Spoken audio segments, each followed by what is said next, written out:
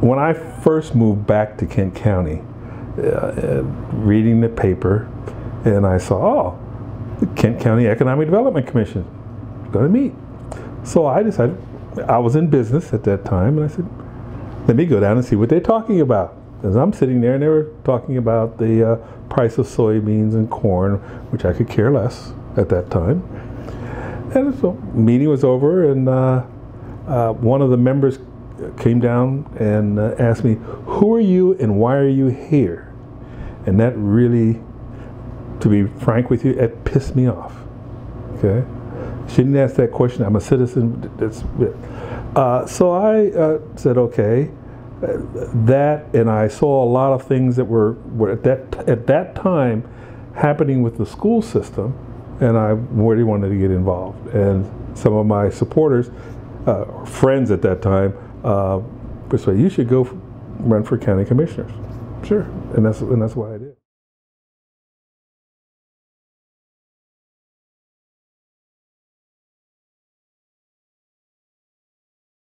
In my concept of what government is, I believe in minimal government. Not the mantra, oh, it's too bad we got to cut jobs in government. No, it's dealing with the government's effect on our society. It should make the playing field as level as possible, then get out of the way. But it doesn't mean that people should not have opportunities. I do believe very strongly in opportunities for people, but often you have to create your own opportunity. We have some very smart people in our community here, and it would be nice that for them, and I don't mean those that are my age or even your age, but an opportunity for them to do things that they want to do. I think there are people here, we have an entrepreneurial spirit, be they from Washington College or whatever. We should give them an opportunity. So we've created a business incubator to help them, to foster that. You know, it's like planting a plant or a flower. We're the pot there, and we just give them some water and some fertilizer to get them to grow. So I think that's one of the things we can do.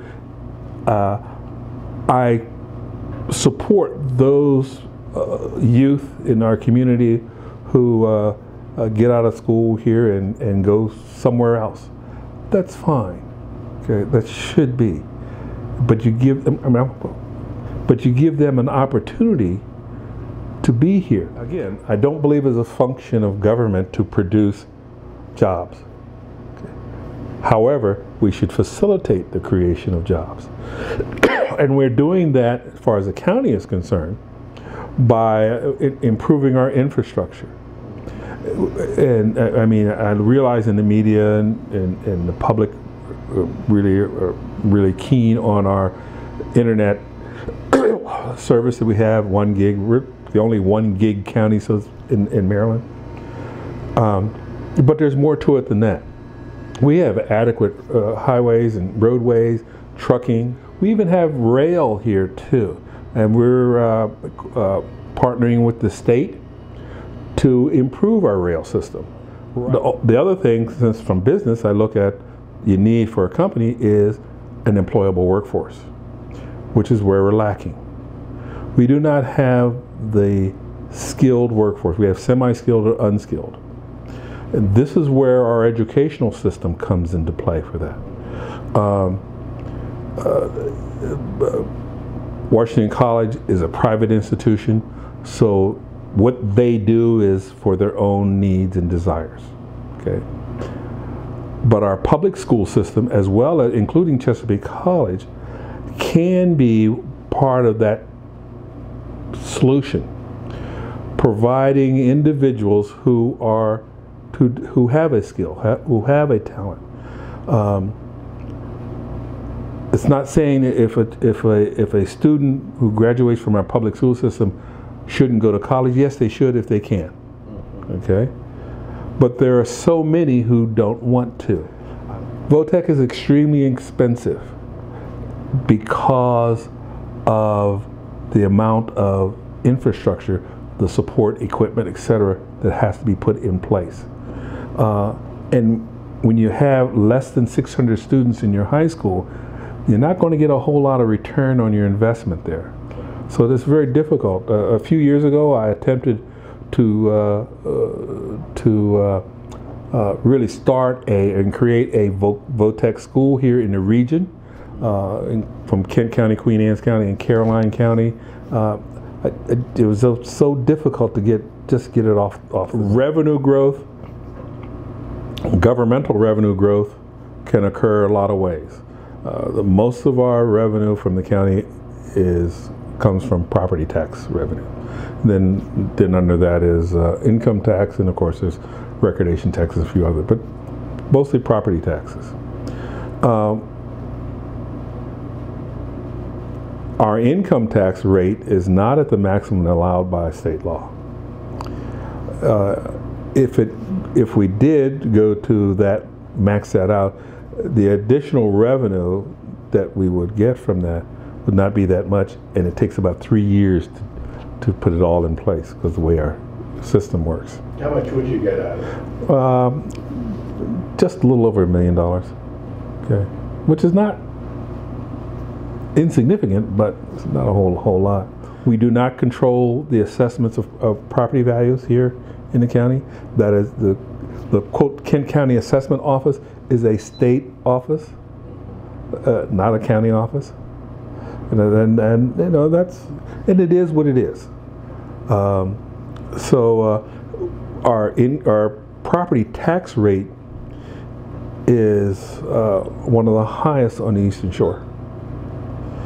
So in my view, that is not an option to raise property taxes, even though there are some in our society here that could afford that to some extent. But property tax is a regressive tax, okay? It hurts those that are on fixed income and those that are at the low end of our economic ladder, okay? We already said we have a high incidence of poverty here too, so it hurts them. Annually, the county has a tax sale. We do. I do not want to take someone's property or sell someone's property because they are unable to pay their taxes. And I mean unable to, not those who don't want to. So I'm very sensitive to that and how we affect people in our society.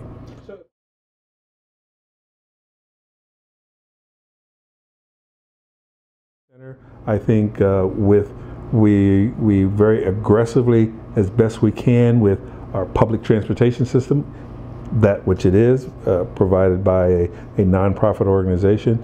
For example, we have, when the community center first opened, that was designed by the same architect who built one in Montgomery County.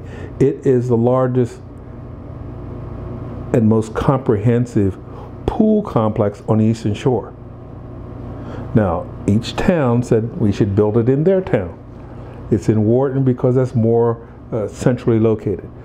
But we also look at how our youth people can get there. It may be difficult for some. So what we did, our bus system that we subsidize here, Delmarva Community Transit out of Cambridge, we had them, they agreed to establish a route from Rockhall and Chestertown and I think Galena to Wharton. In the 2 seasons it operated, they had 1 passenger. People say, we need transportation, but to the community center, but you don't use it. So we just can't keep providing. Getting people out of the car and point to point. You have to look at what's the return on investment. If you have 2 people going from Chestertown to Easton, and that's all they need to do, that's not going to even come close to meeting the cost of that transportation. Now, I'm going to say this. There's no public transportation system on the face of this planet that is self-sustaining. It all must be subsidized. It's just how much you want to subsidize. is the argument. But if we had a more robust, and I'm saying bus system here, we could do some things like that. It wouldn't take you 3 or 4 hours to get from point A to point B. It may take you an hour to get to point A to point B. But you must increase the ridership. And part of I'm not a transportation expert. There are transportation experts around, even some here locally, who can figure that out. I am confident if we go in that direction. I do support public transportation. Always supported public transportation.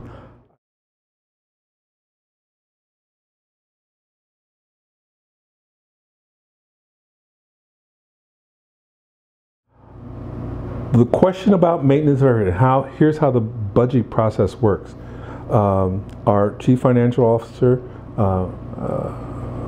Pat Merritt, tells us, here is the maintenance of effort calculation that it got. And that's based on the amount of revenue that was allocated to the school system divided by the number of students in place on the 30th of September. Okay? So it's per pupil. That's really basically the last time we even discussed that. So far in the past few years, even though the maintenance of effort dollar-wise has decreased, we have never decreased the amount of allocation we've given to our public school system. Never. The only time we did it is when we had an economic downturn back in 2007, 2008, or around. That was the only time. So the school system for our view, is been left harmless. Okay, and we even help additionally by paying directly from the county commissioner's budget the capital expenditures that the school system desires. Last year there was one project was the football field, for example, needed some renovation. Well, rather than allocating the funds to the school system, we paid for that directly. Okay, when Kent County High School was the last high school in the Eastern Shore to get lights on its football field, but that was paid directly by the commissioners. At that time, the school system did not want those lights on the football field. We have I think it's the 3rd or 4th highest cost per pupil in the state of Maryland, as far as local support. That's fine. That's a nice argument we could talk about, you know, and when we have tea. I mean, I wouldn't say a beer because I don't drink, but so the idea is that we fully support. I mean, and I will speak for my colleagues on the commissioner's board, fully support education. All 3 of us are products of the Kent County public school system. Okay, I'm a product of the Kent County public school system when it was very different than it is today. Okay, because I graduated from Garnett High School. Okay, during our budget deliberation, a statement was made that our teachers are, I'll say, poorly paid. Our teachers' pay scale, as far as we've determined, is right in the middle. We're about 15th in the state. We're in the top 5 on the Eastern Shore. Okay. As I strongly encourage, and it's their issue. I mean, it's in their wheelhouse. The last statement I said to the president of the school board was, pay your people first. Okay. The amount of money that's allocated to the school system is allocated in bulk. How the school board decides to divide that up to fulfill their mission is up to them. Understanding that the county commissioners also have to approve whatever budget they have. But I don't know of any county commissioner or county council in the state of Maryland that will reallocate funds, because it's given to us in 11 areas. I mean, that's a slippery slope. We choose not to do that. That's not in our purview. We do not control the school board. They're a constitutional office elected by the people. They're responsible for it. Okay? They're responsible for how they divide the funds, the programs they do. They determine. We're not part of the negotiation for any of the contracts for any of the organized groups, the teachers, support staff, etc. That's falls on them. We've closed 2 schools. There should be money, there, because you're no longer operating there. When Millington is finally accessed and turned over to the county commissioners, it's the county commissioners' responsibility to maintain that. That's the same what's going to happen to Wharton. Right. Okay, so that's a cost, an operating cost that the school system does not have to bear, and they should utilize those funds as they see in their. I'm not an educator in this county.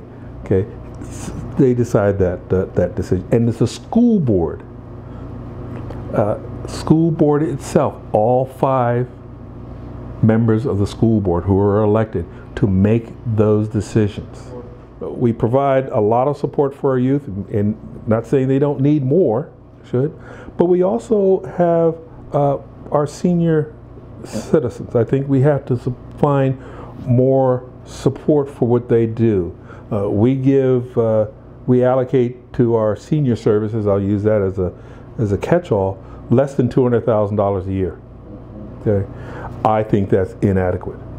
I think there's some things that we can do to help our senior citizens to live a much more robust and satisfactory life. But I think, I think we have to do is to embrace change.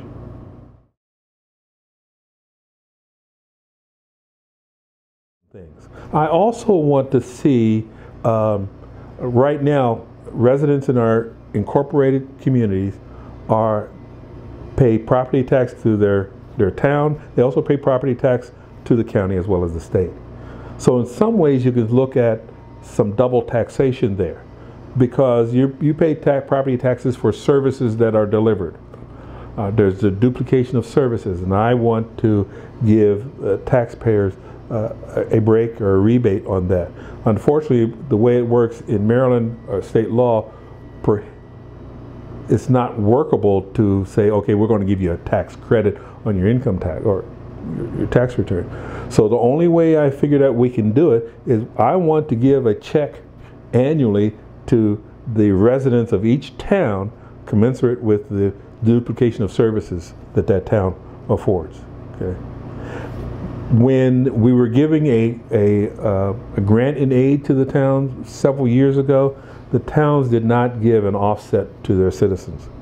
And that grant and aid was originally started because the Nicholson landfill closed in mid-year, and the towns did not budget for paying the tipping fees for taking their trash. So the county said, okay, we'll give you a grant and aid. Unfortunately, that never went away until a few years ago. Okay, so that's the reason why. It had nothing to do with taxes at all. But I think the town residents should not be double taxed.